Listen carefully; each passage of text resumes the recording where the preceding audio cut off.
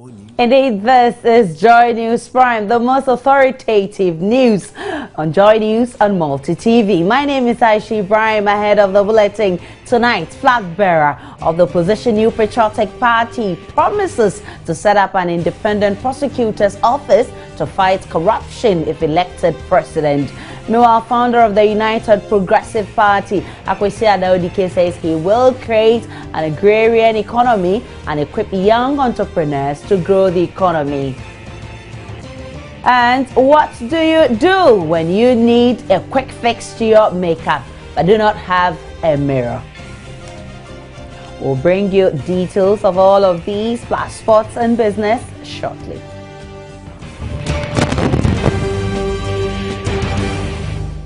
Wherever you are, many thanks for joining us. We start on a political note where flag bearer of the opposition New Patriotic Party, Addo, says he will take practical steps to root out corruption in government if he is elected president in 2016. One such step, according to him, will be the creation of an office for a special prosecutor who will be independent of executive control in order to prosecute corrupt government officials. Addo was speaking to a cross-section of Ghanaians in the United Kingdom.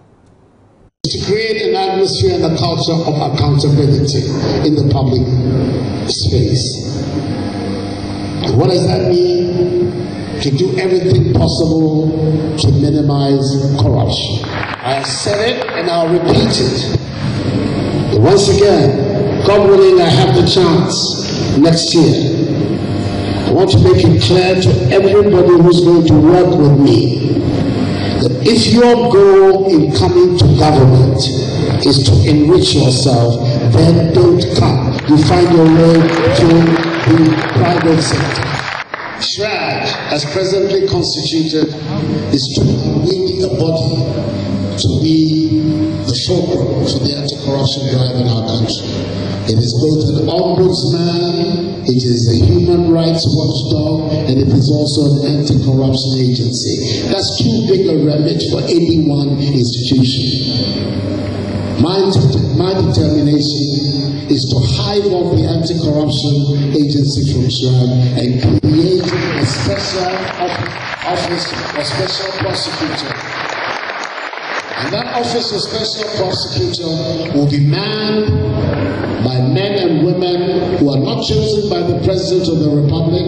They'll be chosen by a formula that ensures their independence and their capacity to be able to work. Meanwhile, founder of the United Progressive Party, Owusu Afriyie, has promised to make agriculture the backbone of Ghana's economy if elected as president in 2016. He's also promising to focus on developing young entrepreneurs. Odike made the pronouncement after clinching the flag bearer position of his party at a congress in Kumasi, from where Mahmoud Mohammed Nuruddin sent this report. More than 1,000 delegates from across the country gathered in the Ashanti regional capital to elect a flag bearer and national executives for the United Progressive Party. The party was founded after Owusu Afriyie fell out with the chairman of the United Front Party after the 2012 polls. The unique thing about the Congress was that the aspirants for the various positions contested unopposed, so they were endorsed by acclamation.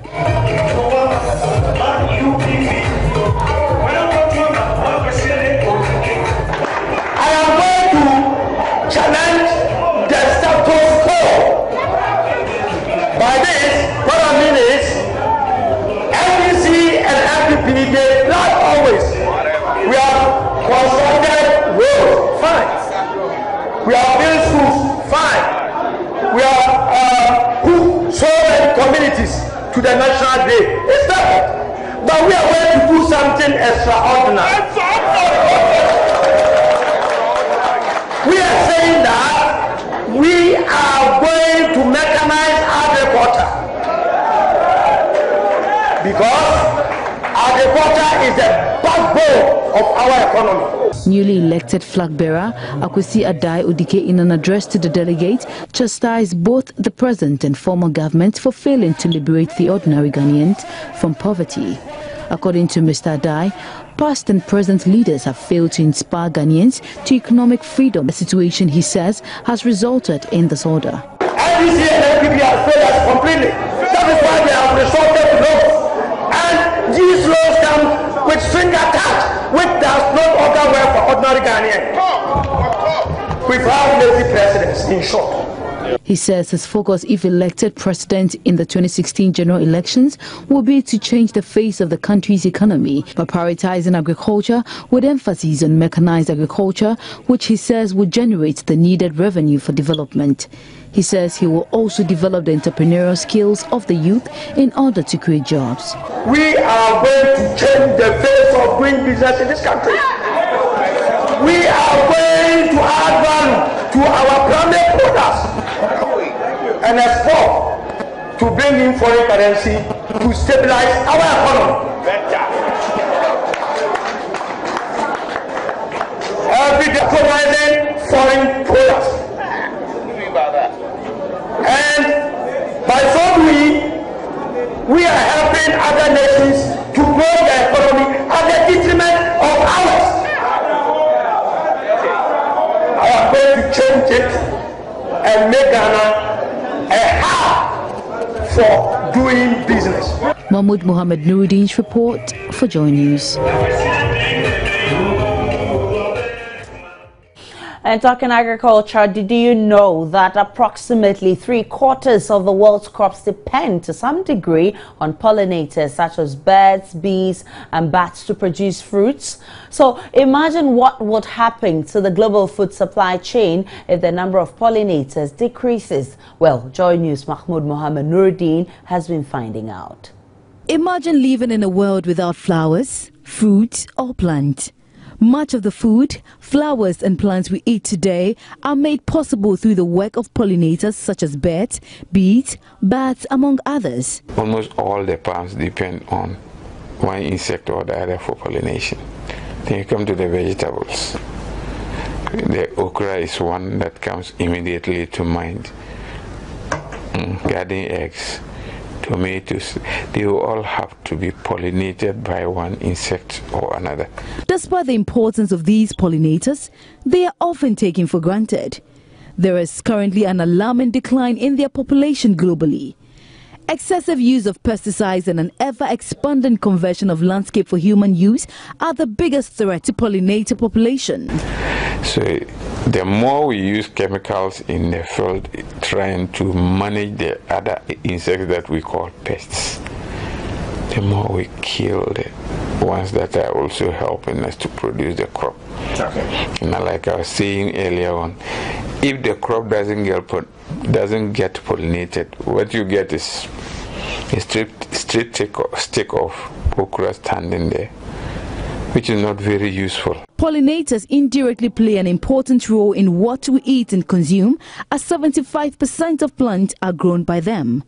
Bats, for instance, often portrayed as scary creatures, save billions of dollars of crops each year while reducing the need for chemical pesticides. As the bat is trying to hang in there and feed on the flower, or because there's nectar in the flower, the bat wants to take that nectar. It has to hang around because of gravity. If it doesn't blow or fan with the wings very hard, it's going to fall down below where it can pick the nectar. So in all that action, they generate, if I call it, vortices, which help some of the pollen to come out. Unlike other seed-dispersing animals, fruitivorous bats travel long distances, helping plants grow and survive in a variety of locations.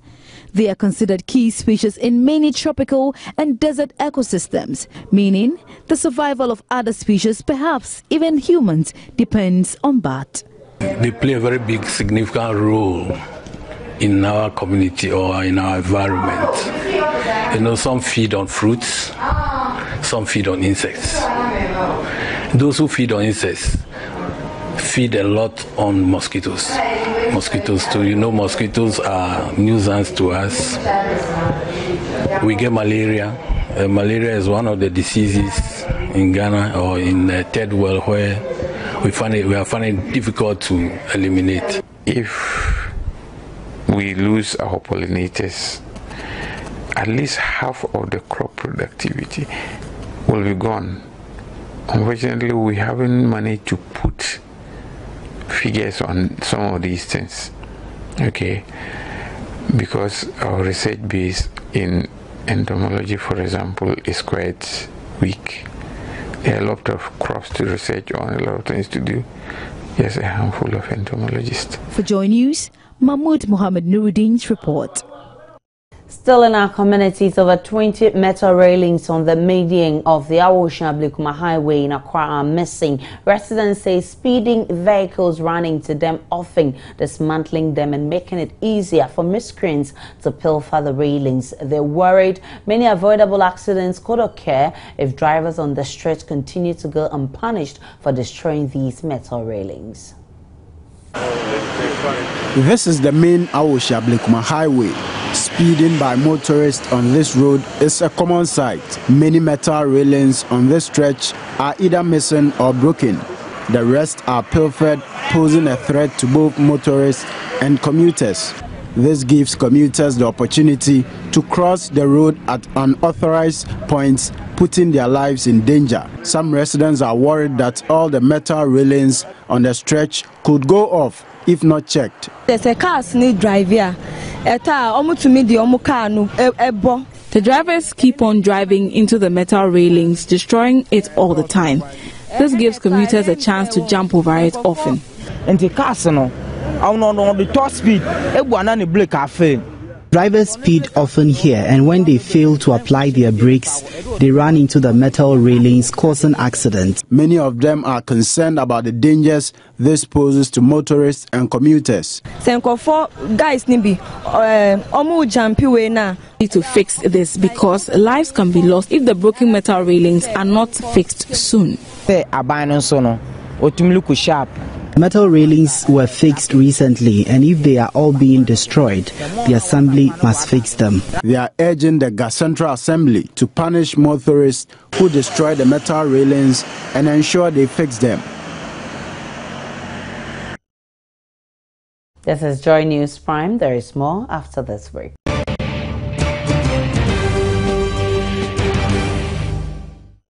Welcome back now to the rest of our story. Now, imagine being born without a reproductive organ. Obviously, procreation would be out of the question for you, but that would be nothing compared to the shame and scorn that you would endure. Mahmoud Mohammed Nuruddin has been speaking with Abna Tamia, a woman born without reproductive organ, but has now undergone surgery. Born without a reproductive organ, Abna was stigmatized and subjected to verbal abuse. These killed her zest for life.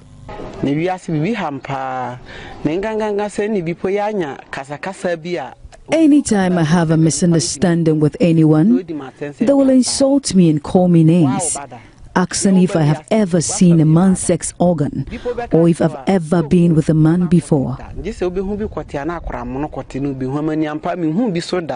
Raised by a single parent, she was shunned by society.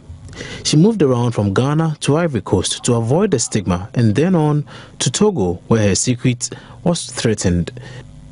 In all her travels, men tend to vilify her after realizing she did not have what they really wanted. Abna moved back to Ghana to face the reality of having to live with no vagina. She moved from Doma, her hometown, to Kumasi to continue her unsuccessful quest for a miracle after getting in touch with Adom TV's Kofi Adumawaweni. The Pampasu show host got her a doctor at Agogo, who unfortunately could not help saying the scale of her deformity was above him. She ended up at the Konfanochi Teaching Hospital upon the advice from the doctor at Agogo. She had to raise 5,000 Ghana cedis for the surgery.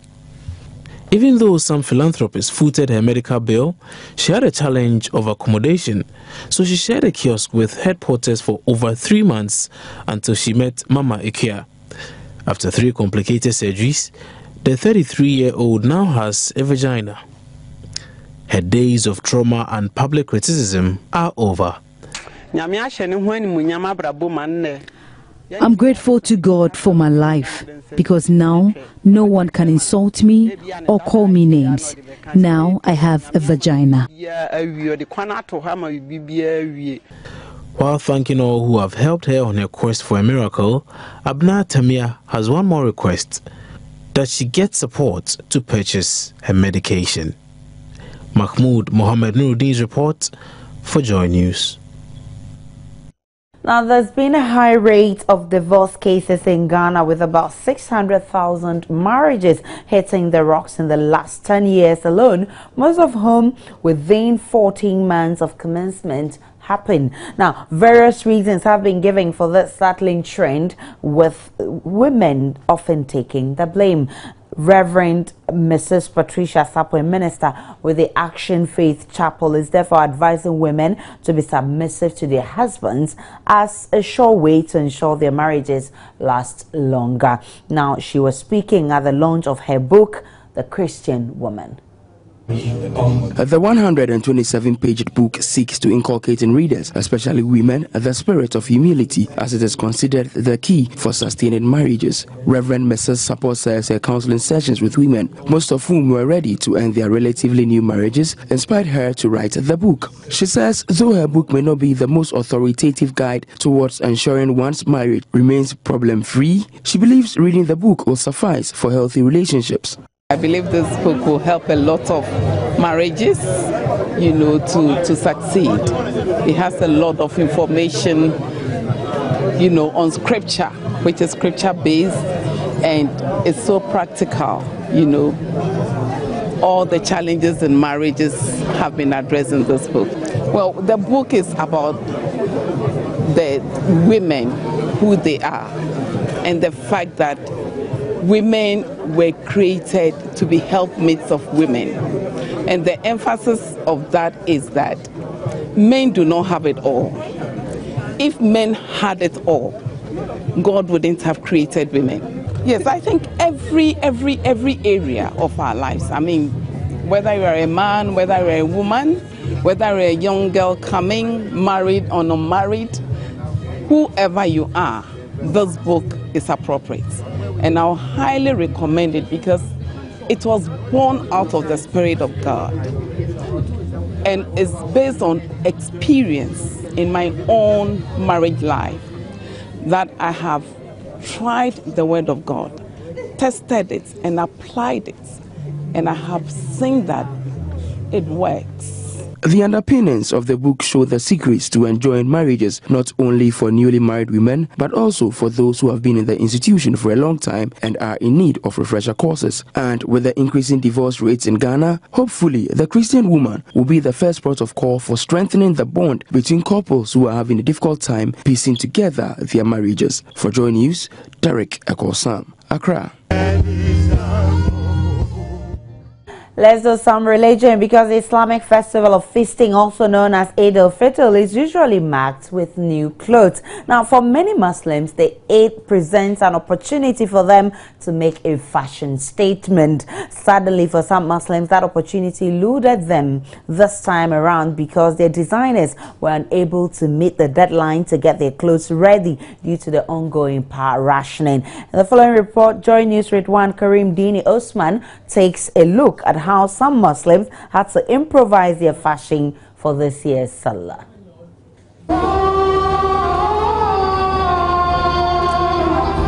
There was a sea of Muslims at the Independence Square in Accra to conclude the 30-day dawn to dusk fast observed during the month of Ramadan. The celebration, as usual, was not without a parade of costume designs. The old, young, and even babies were beautifully clad in various attires with hijabs and caps to match. The designs, though, were informed by several factors. For some, their spouses had a say in their choice of wardrobe. My guy asked me to wear it. Okay. For others, their costumes were inspired by their favorite celebrities. Gelio, for so long I've been waiting for your love and your body. I chose my design from a Nigerian artist, actually. Yeah, like a few weeks ago. Who is that? Patrick Rankin. Yeah, he's a Nigerian artist, dancehall artist. So I just got it from him. But there were others who couldn't put on their best attires, not because they couldn't afford, but because their designers failed to deliver. My tailor failed me due to this doomsaw thing, so I had no option than to go by my plan B. What did you want to wear? I wanted to wear a shadda for my designer to have some African design on for me, but due to this on and off thing, power crisis, I was disappointed and I had to go by my plan B. Luckily for persons like Aminu Nasser, he got his outfit a few hours to the Eid prayers. But the joy of completing the 30-day fast became more evident after the Salam prayers in the morning.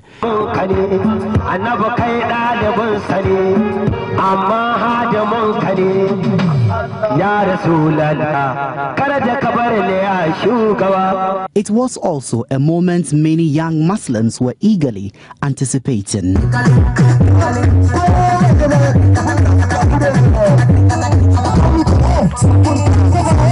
And of course, the old were not left out.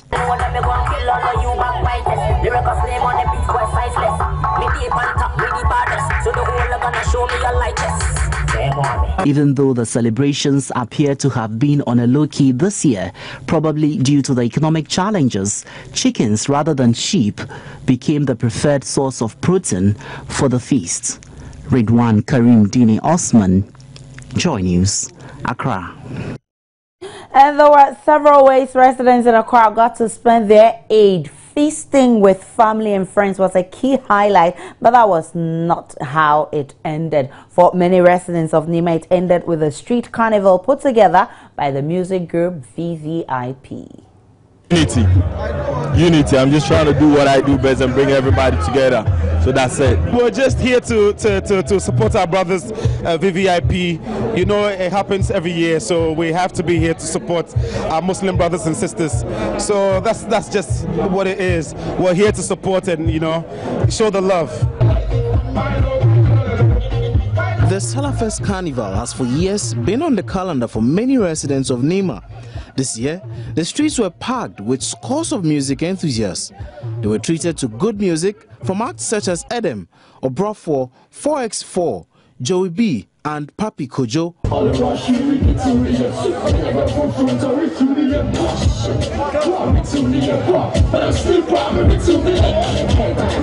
There was an opportunity for underground acts to prove their salt. For many, this year's Salafest will go down as one of the best in history.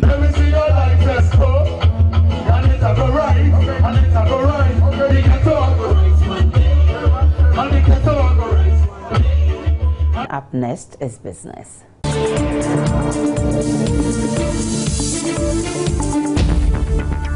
Our time for business. An economist and senior lecturer at the economics department at the University of Ghana says the recent appreciation of the country's currency against other major currencies cannot be good for the economy. Dr. Sesibe said such rampant appreciation does not bode well for other sectors of the economy, particularly the export sector. Speaking on Joy FM's News File program Saturday, the economics lecturer at the University of Ghana said the Bank of Ghana should set an upper and lower limit within which the cedi should appreciate. The depreciation in itself is not good. Likewise, appreciation is also worse. It cannot be good for an economy. What economists often seek to have is to have a stability in your exchange rate determination, not the wide swing from up and down. And so for me, this appreciation, well, is giving the people or the macroeconomic environment some kind of relief, and therefore people are kind of happy. But it's also affecting some other sectors. We are not having a win-win situation. We are having a win-lose situation because, because those that actually are outward looking, those that want to export more and get some more income are today reeling their teeth, because maybe by the time you were exporting, the cedi was 450 Ghana cedis. So you have made your calculations, made your projections based on that. This is how much you're going to get. By the time you export and your revenue comes in, the cedi has depreciated by about 25%. That means a huge loss to you. So that is not going to give you enough incentive to produce more, but that is what this economy needs. The production, having more export-oriented development strategy is what we need to sustain the currency. The demand-driven side, what the central bank is saying, is going to sustain the cedi. I beg to differ. We're only going to have relative short-term stability. Ex-pump prices of fuel is likely to see a further drop this week.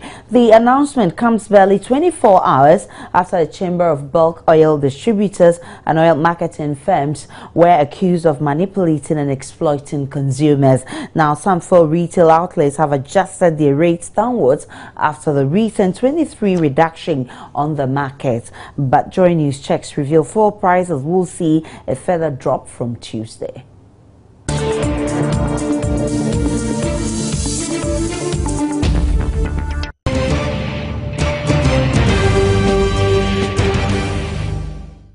And what do you do when you're running late for an event yet you do not have a mirror? Now, well, this is where the ingenuity of women come to play. They rely on their gadgets designed to communicate. Yes, you guessed right, the mobile phone has become the perfect handy tool for ladies who want a quick fix to their makeup. I use it to comb my hair, do my makeups. Maybe I use it for my lipsticks and those. Because if you don't have a mirror, you can use your smartphone as a mirror. The smartphone, it's easier, you see. But for the mirror, you see it clearly. But for the smartphone, it's sometimes it's dark, but you can see your face. But sometimes, maybe because of the air, it can blow your hair away. So when you sit in the car, you have to dress it up. I see to it that everything on my face is okay. For the phone, everywhere I go with it. So using that one, it's handy. The reason why I use the phone is that it's handy, and everywhere that I go, I use it. That's why. But when you're using the phone, as compared to the mirror, do you get the visual effect as well? Yeah, it depends on the type of phone you're using. Okay. Yeah. So what type of phone will give you the nice effect? The one with the big screen. The one with the big screen. Yeah. Yeah, I do use my mirror, my smartphone has a mirror. In a case where I don't have a mirror in my bag, I use it to make up my face, and I guess the mirror. But in my case, whereby I don't have mirror, I use my smartphone. In some way, I would say yes. Yeah. And that's where we wrap up the bulletin. Before we go, let's look at stories making headlines. Flag bearer of the opposition New Patriotic Party promises to set up an independent prosecutor's office to fight corruption if elected president. Meanwhile, founder of the United Progressive Party, Addo, says he will create an agrarian economy and equip young entrepreneurs to grow the economy. Many thanks for your time. My name is Aisha Ibrahim. Enjoy your evening.